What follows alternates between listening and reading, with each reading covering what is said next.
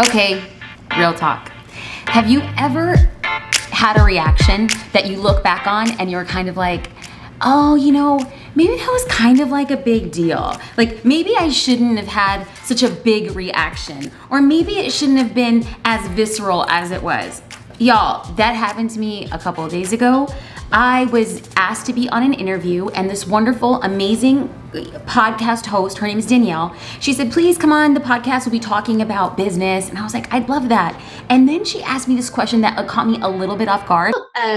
There's kind of this demonization of the word hustle. So what role do you feel like work plays in this? And call it hustle, call it hard work, whatever you want to call it. What does that look like? The people who often preach the most about finding the right balance and reassigning how much you should be hustle or anti-hustle are often those who had already gone down the hustle route and met with success. And then later, through an ivory tower wearing rose-tinted glasses, they can say, everybody should just find. And I'm like, yo, bro, there's a reason you're in the ivory tower. Like, there's a reason why that happened. And in retrospect, do I agree that there should be some sort of balance?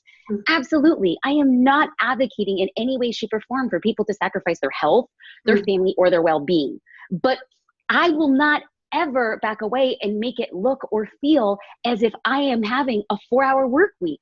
That's just not where I'm at. And this is me talking as an entrepreneur 13 years in the game. Like, I still show up for my business 13 years in, even more than I did within my first year, because I know more and I want more and I see more. Now, here's a caveat. I will take a very hard issue with somebody who's running a business based on metrics and simply end results. Because when you hustle and you're just running it for metrics and an end result, so hypothetically, not even hypothetically, I spoke at an Amazon resellers event. So basically, Amazon, you can white label a product. So you could order something, you could rebrand it, and then sell it there on Amazon. This event I was speaking to had 3,000 people. There was a line of people afterwards to talk to me. And I stuck with this guy for like 12 minutes trying to shake him silly, because he's telling me, Jasmine, I'm really passionate about sports, and the money that I make, I go through it and I fund sporting events for children with special needs. He was so lit up about this project. And I was like, that's amazing.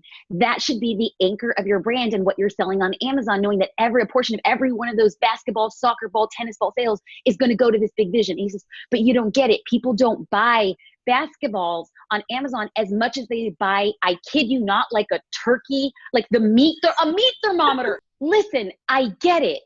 But the numbers, what happens is if you hustle for meat thermometers and you don't like meat thermometers, it's going to be like a grind and you're going to be banging your head against the wall.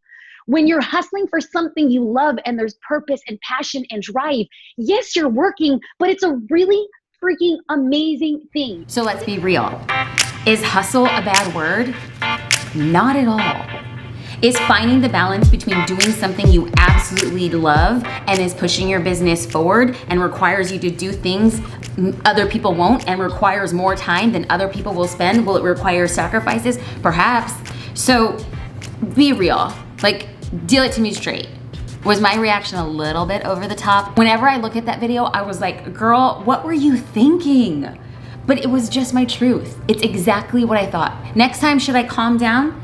I don't know. When you really love what you do, you will do things that other people won't do. You will stay up later, you will wake up earlier, you will drive farther, you will take on meetings, you will say yes, yes, yes, and yes. Why? Because you see a future that nobody else sees.